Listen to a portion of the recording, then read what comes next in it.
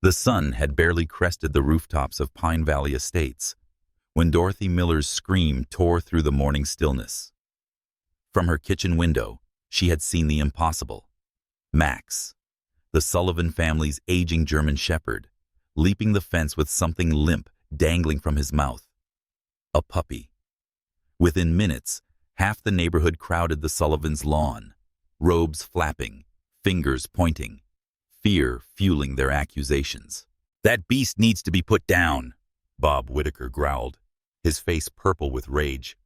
Just days earlier, his prized German shepherd, Luna, had given birth poolside during one of Jennifer Whitaker's live-stream yoga brunches. The scene had played out more for the camera than the animal's comfort. The blazing June heat scorched everything in sight, and the new mother, inexperienced and alone, lay panting beside her scattered litter, ignored once the cameras stopped rolling. Inside the Sullivan home, confusion reigned.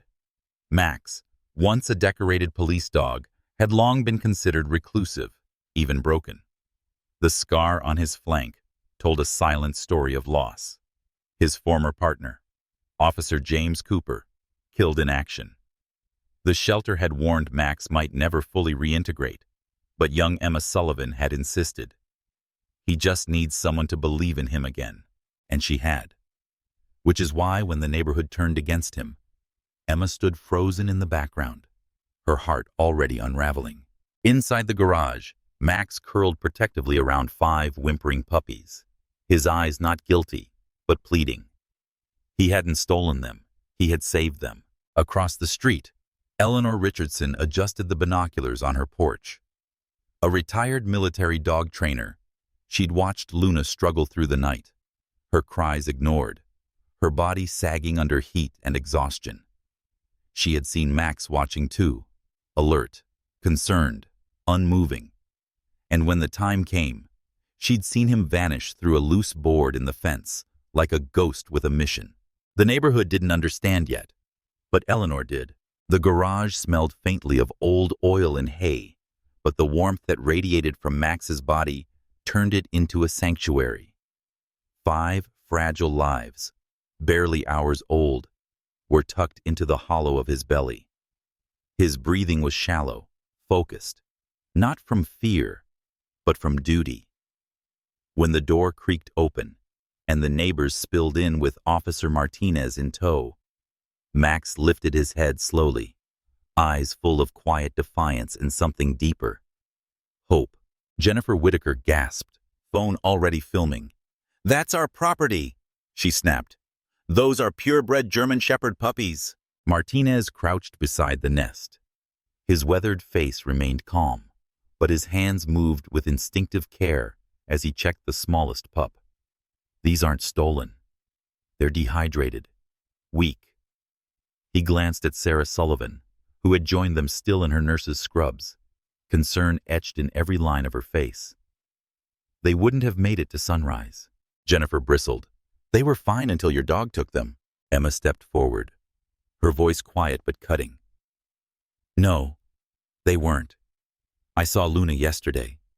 She was too tired to even move. The puppies were everywhere. No one was helping her." A hush fell. It was the kind of silence that comes not from resolution, but from the first rupture of denial. Then Eleanor appeared, seemingly conjured by the rising heat, her voice clear as a bell. "Max didn't steal anything. He did what he was trained to do." Officer Martinez looked up. "You know this dog?" "I trained him," she said, stepping fully into the garage, the scent of dust and truth trailing her like perfume. "And I trained Officer Cooper. Max was our best. He doesn't act without reason." Max rose and gently carried a puppy to Sarah's feet, placing it down with reverence. In that moment, suspicion cracked. Even the angriest neighbors faltered. "He's bringing them to you for help," Emma whispered, tears tracing her cheeks. Max looked up at her, his amber eyes luminous with something unspoken, something fierce, loyal, and unbearably kind. Heat shimmered off the terracotta roofs as the day crawled forward, but the storm in Pine Valley Estates had only just begun. In the Sullivans' garage, Officer Martinez, knelt beside the makeshift puppy bed, his hands steady as he examined the tiny bodies. These pups are underweight, weak suckling reflexes, signs of early-stage hypothermia, he said grimly. This didn't happen in the last hour. Max stayed close, his body still forming a warm shield around the litter. Sarah hovered with a nurse's practiced eye, already preparing formula. Emma paced, torn between outrage and fear. She had known Max wasn't a thief, but she hadn't expected him to be a savior. Outside, Bob Whitaker's fury smoldered beneath a polished facade. "Those are our dogs," he barked again. "You don't just get to keep them. No one's keeping anything," Martinez replied coolly. "But these animals need medical care. That takes priority." Jennifer's voice trembled, not with concern, but with rehearsed indignation. "We called our vet. We were going to take them in today." But Eleanor's voice cut through like a blade. "You had 6 puppies lying on burning concrete with no shade, no hydration. You didn't call anyone. I watched. I logged it." She held up a worn notebook. "I've been documenting Luna's condition for weeks." Bob tried to dismiss her as a nosy old woman. But when Eleanor mentioned the crates hidden behind their garden shed, brand new, tags still attached, his expression cracked. "Those are for transportation," he muttered. "To where?" Martinez asked, his voice sharp now. "Because this doesn't look like preparation for veterinary care. It looks like merchandise being prepped for sale." Tension rippled through the gathered neighbors. The doubt that had flickered now caught fire. Max stepped forward again, gently licking one puppy's ears. His movements were precise, intentional. Martinez watched, expression unreadable. "He's acting like a surrogate mother," the officer murmured. "It's not just instinct, it's training." Sarah nodded. "Max knows what he's doing. He's keeping them alive." In the middle of chaos, a scarred dog did what no human had done. He listened, he acted, he protected. Would you like to continue with Part 2B? Revelation. 400 words. Type next to proceed. As the crowd thinned, subdued by Eleanor's revelations and Officer Martinez's steady authority, Emma knelt beside Max and the puppies. Her fingers trembled as she stroked the smallest one's soft fur. "You knew," she whispered. "You heard them cry." Max responded with a slow blink, the kind that felt like a nod. Inside, Thomas Sullivan found something tangled in Max's collar. An old, worn police badge. The metal was scratched, but the engraving was still clear. K9 Unit, Officer James Cooper. Sarah gasped softly, the name stirring memory. Cooper. He was the one who died in that gas station shooting. Eleanor confirmed it with quiet pride. Max pulled 3 children from a collapsed building after the Grand Avenue explosion. Cooper trained him to find life where no one else would even look. Martinez's expression shifted. Respect etched into his features. "Then that's what we're seeing now. A rescue in progress." Meanwhile, the Whitakers bristled. Bob tried to reclaim control through volume, shouting about property rights and purebred value. But the tide had turned. Even Dorothy Miller, who had sounded the alarm, stood silently now, guilt shadowing her face. Sarah folded her arms. "This isn't about breed or bloodlines. It's about neglect." At the edge of the garage, Max stirred. He rose, picked up the weakest pup again, and carried it to Sarah's feet, laying it down with reverence. The gesture silenced the room. Even Jennifer lowered her phone, forgetting to film. "He's asking for help," Emma murmured, tears rising again. And in that quiet, Max became something more than a dog. He became proof of purpose reborn. A soul once lost, rediscovered through the simple, ancient act of protection. Later that evening, under a sweltering sunset, animal control arrived. The officer didn't hesitate. "The puppies stay with the Sullivans for their safety." Bob's protests were ignored. Jennifer didn't even try. From across the fence, Luna, emaciated and limp, lifted her head weakly at the sound of the van. Her tail gave a faint, unmistakable wag when Max approached the slats in the fence. "She knows," Eleanor whispered. She knows who saved her babies. The Phoenix heat broke records that week. A suffocating dome of 118 degrees that pushed everything and everyone to the brink. As the sun bore down, the Whitakers' pristine facade finally buckled. Flames erupted from their kitchen. Jennifer's forgotten stove, she claimed. But while neighbors gathered to gawk, one soul bolted toward the chaos. Max. Emma screamed as he vanished through the loose fence board. "Luna's still in their shed!"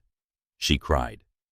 In the whirl of arrests, seizures, and public outrage, they'd lost track. Luna had been sent home from the hospital the day before. Weak, recovering, forgotten. Officer Martinez didn't hesitate. "Stay behind me," he ordered Thomas, drawing his weapon as they approached the padlocked shed. Through the glass, Luna and her last remaining puppy lay motionless, heat shimmering behind the windowpane like a mirage of death. Max scratched desperately at the door, barking, pleading. Martinez fired. The lock shattered. A wave of superheated air burst out, thick and suffocating. Max was in first, nudging Luna with his nose, whimpering. She didn't move. Thomas scooped up the limp puppy, cradling it against his chest, while Martinez wrapped Luna in a damp shirt, soaked from the bird bath. Together, they scaled the fence with their fragile cargo. Max squeezed through his hole last, never straying more than a foot from Luna's side. Sarah had transformed the garage into a cooling center. Wet towels, fans, emergency protocols, all deployed like a battlefield medic. Emma dashed between tasks, trembling but steady, her every movement threaded with urgency. "She's burning up," Sarah warned, checking Luna's gums. "We have minutes, not hours." Max refused to leave. He lay beside Luna, his body pressed close, tongue gently tracing her face in slow, soothing strokes. He stayed when others moved, anchored by something deeper than training. In that overheated room, surrounded by melted fear and rising hope, it became clear. This wasn't just a dog saving puppies. It was a soldier who never stopped serving, a broken heart still willing to fight. The animal ambulance arrived with hushed urgency, its lights flashing in the dusty glare. 2 veterinary technicians moved with practiced speed, lifting Luna and her pup into the cool sterility of the van. Emma clutched the technician's arm. "Can Max come? She needs him." The woman hesitated. Rules, procedures. But Sarah spoke firmly. "He's not just a dog. He's her lifeline." Max stayed behind that night, but not by choice.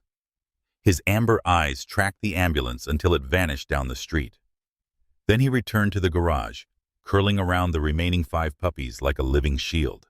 In the days that followed, the Sullivans became a triage unit. Thomas installed backup power for the climate control. Sarah coordinated feeding schedules between hospital shifts. Emma, relentless, tender, fierce, researched puppy care late into the night. Every 2 hours, Max nudged someone awake. Every whimper drew his attention. He licked, warmed, nudged. A surrogate in every way but name, Dr. Patel arrived for a house call and stopped in her tracks. Max was repositioning a puppy that had rolled onto its back, using his nose like a cradle. "That's remarkable," she said softly. "He's doing everything a mother would." She updated them on Luna. The mastitis was severe. Her organs were fragile. She might never nurse again. And yet, she survived the night, Dr. Patel added. And she recognized Max when he visited. Her vitals stabilized after that. Hope, once a whisper, became a chant. But the past wouldn't let go so easily. Detective Wilson returned, solemn. The investigation had uncovered something far darker than neglect. Bob Whitaker owed tens of thousands in gambling debt to a known dog-fighting organizer, Michael Ferraro. The puppies were payment, not for love, for blood. The room fell silent. "Bait dogs," Emma said flatly, her voice cracking. "Yes," Wilson confirmed. But Max stopped it. It wasn't just a rescue. It was a defiance of evil. One dog, bearing scars of loyalty, had intercepted a pipeline of cruelty with nothing but instinct and heart. Max shifted slightly, curling tighter around the sleeping puppies. The war wasn't over. But in that moment, they all knew Max had won the first battle. At the veterinary ICU, Luna lay encased in wires, tubes, and antiseptic light. Her breath was shallow, her body trembling under the weight of multiple organ failures. Dr. Patel stood grave-faced before the Sullivans. Her kidneys are failing. She's developed DIC, a bleeding disorder. We're doing everything we can, but the silence that followed needed no translation. Emma's knuckles whitened on Max's leash. "She needs him," she whispered. "She needs Max." Against all protocol, Dr. Patel allowed it. Max was sanitized, booted, and led into the sterile unit. What happened next defied medical explanation. He approached Luna with reverent quiet, laid his muzzle against her neck, and closed his eyes. A minute passed. Then Luna's tail flicked, barely, but enough. "Her heart rate stabilizing," a technician gasped. Monitors blinked green instead of red. For hours, Max stayed pressed against her, unmoving. When a nurse tried to coax him out, he growled. Low, protective, resolute. "Let him stay," Dr. Patel ordered. "Just for tonight." Back at home, Eleanor watched the remaining pups, her wrinkled hands steady as she bottle-fed the runt. "You folks go," she'd said earlier. "Max won't rest unless he knows she's not alone." By morning, Luna's fever had broken. Kidney values still precarious, but improving. She opened her eyes. She saw Max. She moved, just enough to press into him. "She fought through because he was there," Dr. Patel whispered. "Whatever you want to call it, training, bond, soul," he anchored her back to life. But redemption is rarely without weight. Detective Wilson returned with more grim news. Jennifer Whitaker had been arrested. Behind the facade of online wellness and curated brunches, she had kept Ferraro's books, documenting years of illegal gambling and animal cruelty. The fire had been an attempt to erase it all, but Max had moved faster than flames. The puppies were now legal evidence. Animal control moved to place them in protective custody, but also offered the Sullivans emergency fostering. "If charges hold," Wilson explained, "you'll have first right to adopt." Thomas looked at Sarah. She nodded.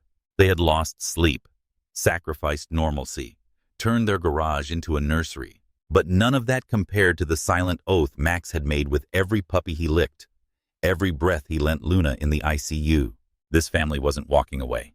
The night after Luna stabilized, the Sullivan kitchen turned quiet. Papers lay spread across the table. Adoption forms, veterinary schedules, cost projections. Detective Wilson sat with them, his badge forgotten on the counter beside a cooling cup of coffee. "The Whitakers are facing federal charges," he said. "And with Jennifer flipping on Ferraro, we're unraveling a multi-state operation." Emma's eyes stayed fixed on a photo of Luna, taken earlier that day, her paw resting lightly on Max's. "But what happens to her now?" Wilson sighed.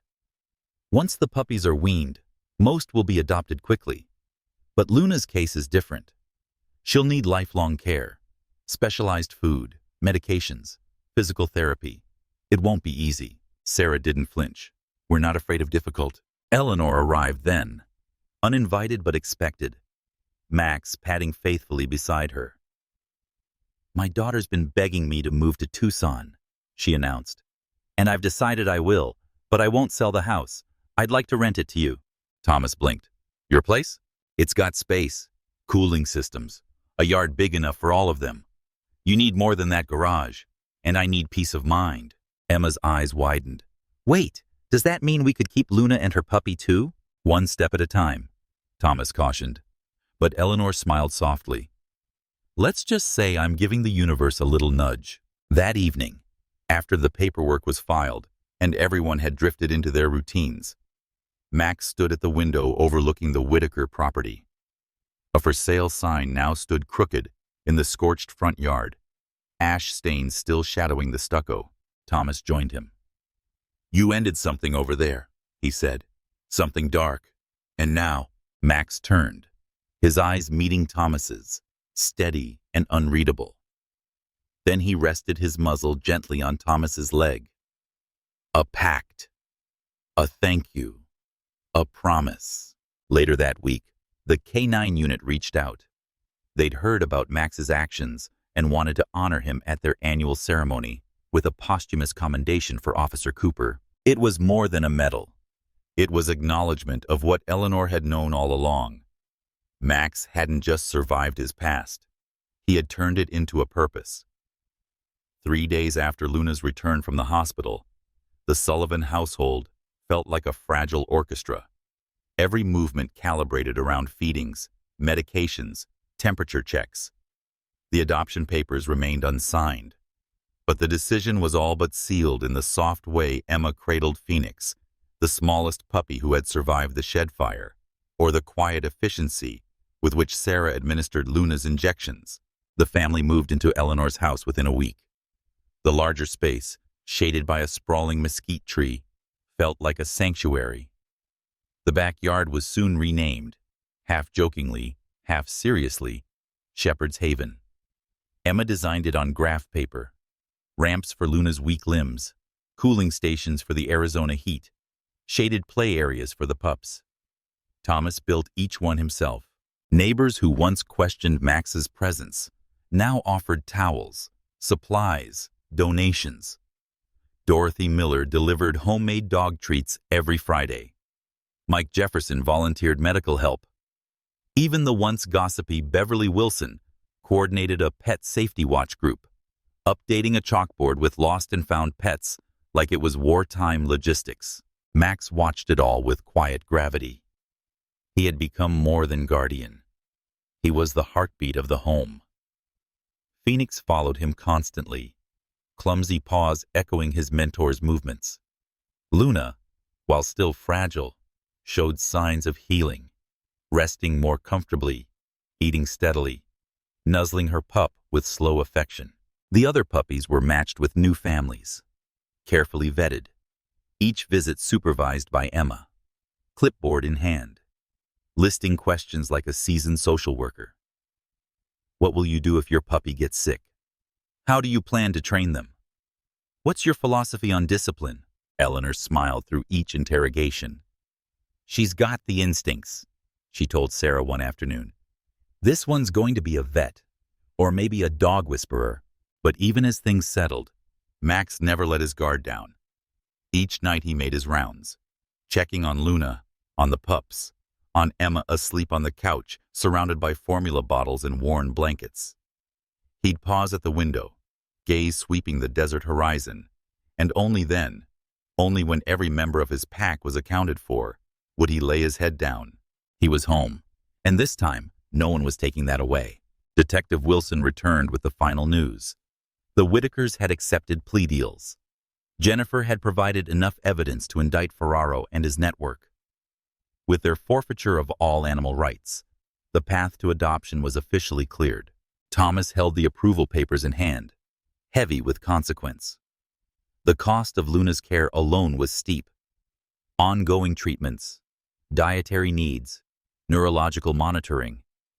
But when he looked out the window and saw Max guiding Luna down the ramp, Phoenix trotting behind like a shadow stitched in love, he understood what Sarah had whispered weeks earlier.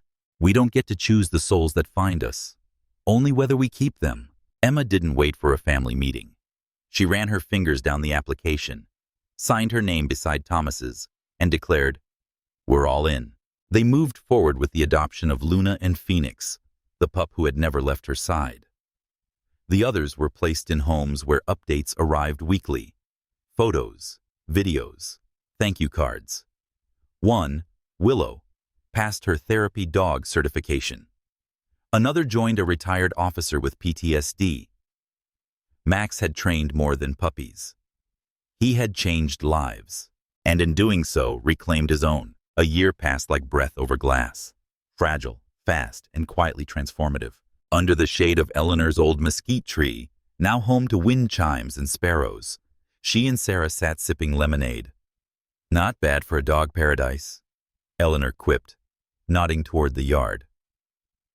Shepherd's Haven had evolved into something more than a backyard. It was sanctuary, therapy, living proof of second chances. The irrigation system Thomas installed kept the buffalo grass soft and green, dotted with shaded patches where Max now lounged with one watchful eye half closed.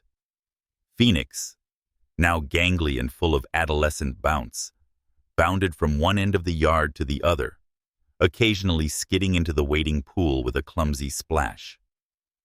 Luna rested in the shallows, her posture regal despite the slight tremor in her hind legs, her eyes clear with contentment. Max rose, did his rounds, checked Emma doing homework on the porch, nuzzled Phoenix into calmer play, paused to let Luna lean gently against his shoulder as she climbed the single step to the deck. Eleanor watched with tears she didn't bother to hide. "He was always the best," she whispered, the ghost of Officer Cooper lingering in her voice.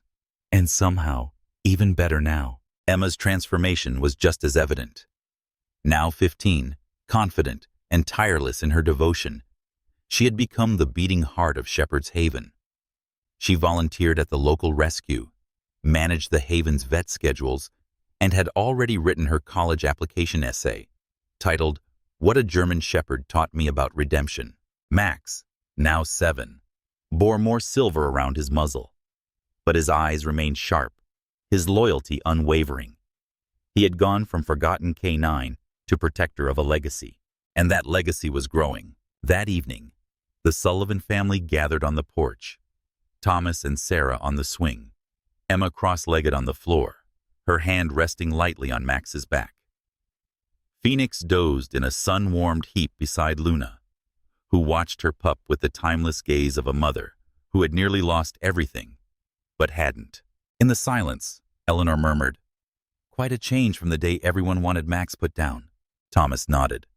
"People are quick to judge what they don't understand, and slow to admit when they're wrong," Sarah added. Yet the neighborhood had evolved. What began with suspicion had become solidarity. Dorothy now baked dog-friendly treats. Mike volunteered medical help. Even the town's pet alert board had been upgraded. Emma's doing, of course. Community now lived where once only property lines stood.